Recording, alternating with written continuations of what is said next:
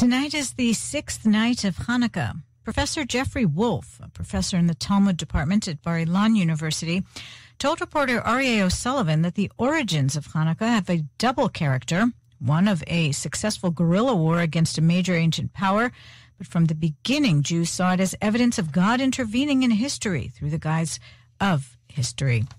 He said that the Book of Maccabees was not part of the canon of the Bible, and secular Jews and early Zionists used the story of Hanukkah as a way to build nationalism and a sense of peoplehood.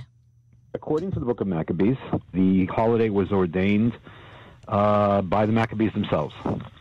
That's what seems to emerge from it.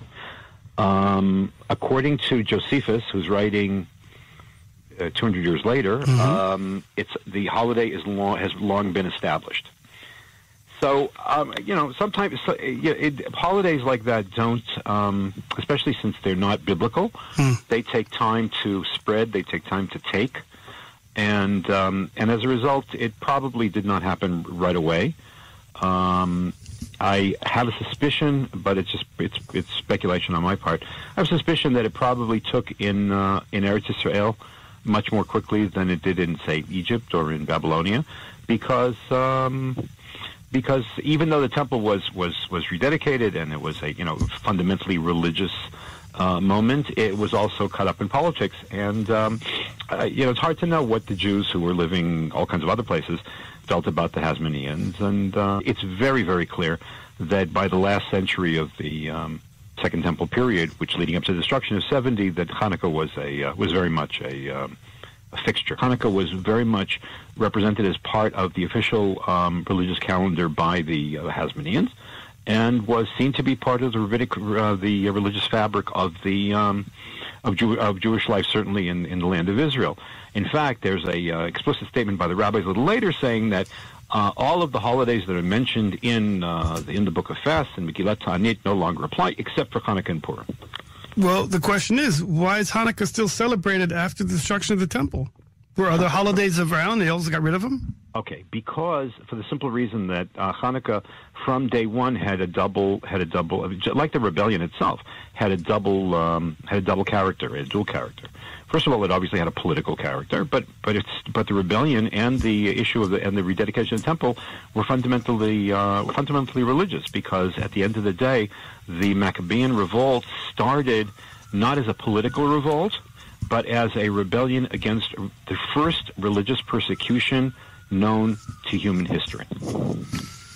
Now, you talk about this being a religious holiday. What makes this unique among the Jewish holidays? Okay, number one, it's unique in the fact that it actually celebrates a miracle, or it celebrates an event, or celebrates a positive development, which itself has a double character. Because you can look at the story of the Maccabees and say, okay, it's a very successful. We're talking about a very successful guerrilla war against a major power, in which the leaders of the rebellion not only were very good technicians, they also knew how to play diplomacy, because they enlisted the Romans to put pressure on the Greeks, to take pressure off of them. It's a whole story. So you could look at it simply as a very successful rebellion, and if that were the case, it would only have political significance, period. However, the Jews from day one saw the holiday as evidence of God intervening in history through the guise of history. So therefore, so it was a miracle, but it was a hidden miracle, in contrast to the biblical miracles and the biblical holidays, all of which commemorate sort of out there and very bombastic and public type of miracles. This was much more subtle. The idea of whether you could actually celebrate such a thing when it's based on faith but not based on objective evidence, in which miracles defy the laws of nature, was something of a novelty. And in fact, that's really that's one unique aspect of Hanukkah. Which stood the Jews in good stead, because the truth of the matter is that since there were not obvious divine interventions in history changing the laws of nature and so on and so forth for a long time, and certainly in subsequent Jewish history, the fact that this belief that God works through history, or works behind the scenes, and he's really the author of history, was a major source of Jewish sustainability and continuity throughout the generations, because they said, look, what we see is not really the whole story, because we believe God is hidden and really working behind the scenes. And that's what they held on to through all the generations. Another novelty, which actually has contemporary resonance, is the fact that this is the first holiday which was introduced into the Jewish calendar without prophetic, what should we call it, prophetic approval, or without some kind of divine, sense of divine inspiration. Purim, which commemorates the also a counter coup in Shushan between two parties, has a book that was included in the Bible. In other words, it's documented in a book which people believe was created, was written under with divine inspiration. So you sort of like half one foot in, 1 foot out that way. So it's easier to have ordained it, and yet the rabbis make it very clear there was some hesitation even of accepting Purim. So you can sort of say all the more so with Hanukkah, where you're talking about an event, a miracle, which you believe happened, but which isn't documented already or confirmed by a prophet or a holy person or whatever, based on faith alone, and creating a holiday based on that was unparalleled. Much of the discussion in religious circles about the sacred or non-sacred nature of Israeli Independence Day is predicated exactly on that question. Now, as a biblical scholar, I mean, I understand that the Book of Maccabees, the original Book of Maccabees written in Hebrew, doesn't exist, and we had to take a translation from the later Greek. Correct. Why is that? Because the rabbis did not include the Book of Maccabees in the canon. So as a result, it was preserved actually by the Catholic Church, or by the church. There's no such thing as Catholic Church at the time, for a very simple reason. First of all, it was not included in the canon. Some historians think that it's because the rabbis were not happy about how the Maccabees turned out, or the Hasmoneans, the descendants of the original brothers, or the last living brother Simon, who was the first really king of the independent Jewish state as of 140 BCE. They sort of turned on the rabbis. They became much more Hellenist, ironically, and so on. Aristobulus, the names, even. Well, names are one thing. Although there's plenty of rabbis with Greek names, so you have to be careful there. There's even, by the way, one of the one of the notable medieval authorities in Christian Europe was named Rabbi Peter. So. Names are kind of funny. It's true, there was a certain amount of Hellenization a lot across the boards, but they really acted that way. They acted like Hellenistic monarchs and stuff like that, and their policies were really quite egregious as far as the rabbis were concerned. So they left them out. So that's one argument. I think the official line, the official understanding is the fact that. As I said, it's interesting that even though Hanukkah was accepted as a holiday, the book that documented Hanukkah was written not that long after the events that the first one at least describes, was written some 300 years after.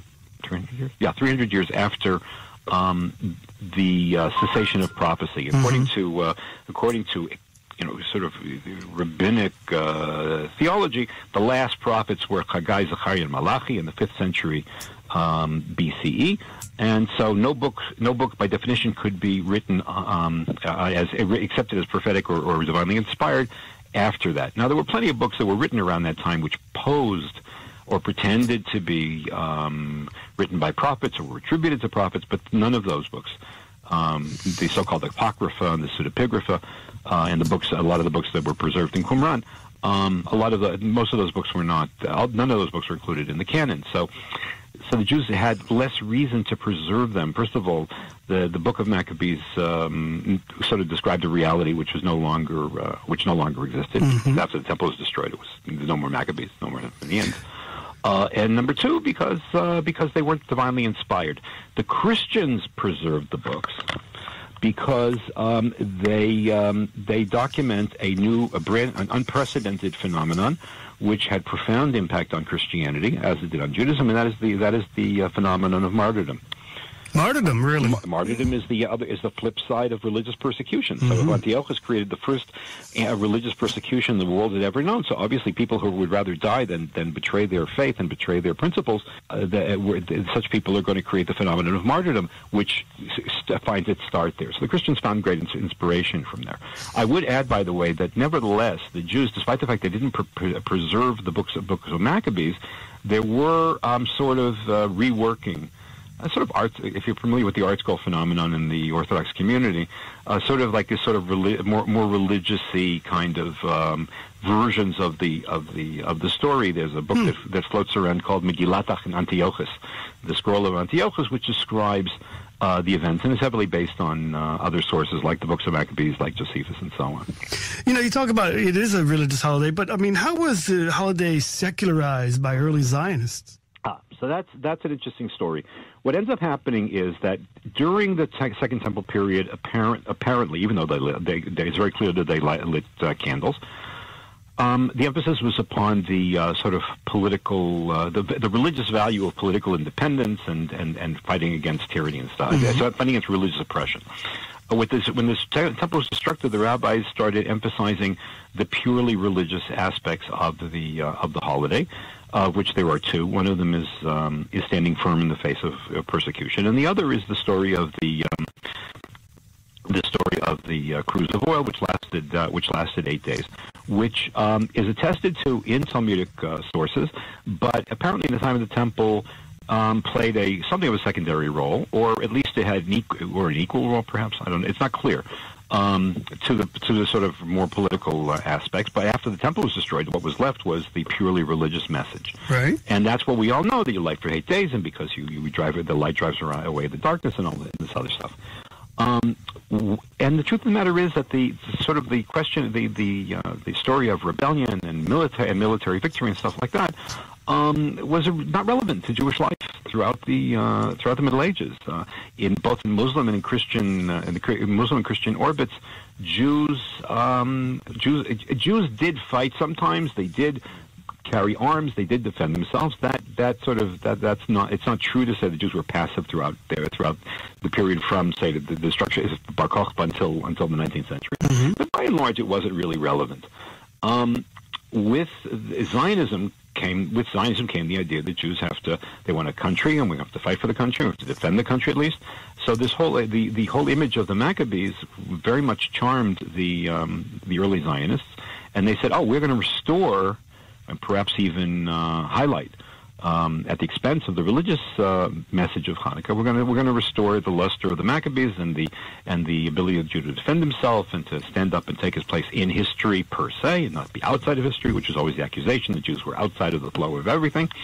And those Zionists who were either non-religious or even non-traditionally sensitive turned it into something totally secular, as expressed, by the way, in one of the more popular Hanukkah songs.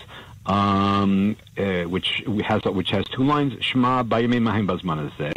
Listen, in those days at this time, Maccabi Moshiach Ufodeh was a Maccabee who redeemed and who saved. The Maccabees, not God. Not God, right? Really? So in fact, it's interesting that in the religious Zionist youth groups, they actually found they have other words. Oh, really? For that, which they introduce the word the name of God.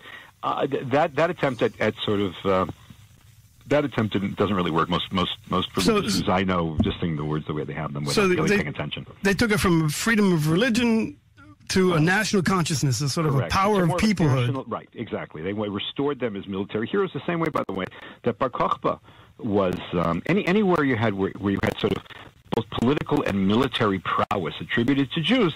They seize them as ancient examples that we're going to restore. So you have Bar Kokhba and the Maccabees, and this is when Masada becomes a symbol again, right? And so on. In order to be able to root the contemporary aspirations of the Jewish people to return to history and to have a homeland in their ancient past, when in fact over the centuries that part, for obvious reasons, has sort of fallen into the background. What's striking, by the way, is that you have a flip in terms of Masada, which is related to the Maccabees as well, because originally Masada was not built by Herod. The original Hashmonaim, right, was the Hashmonaim.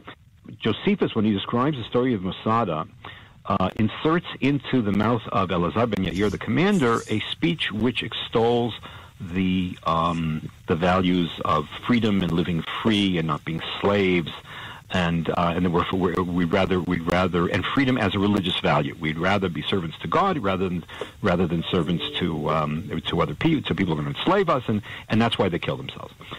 In the early Middle Ages, in the 10th century, there's a reworking of the books of Josephus by a southern Italian writer whose name is Yosef ben Gurion HaKohen.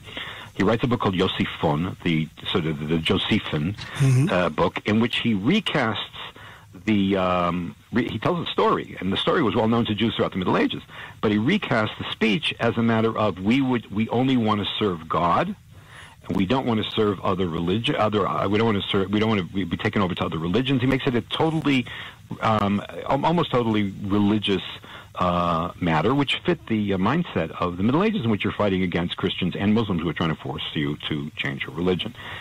So what happens, that what the early Zionists do is they basically they skip back over what was portrayed in Yosiphon and people understood Masada up until then, and restore the sort of the perception that Josephus and others had seen of the Zealots, or the Sicarii actually, on Masada, who identified religious integrity with political independence.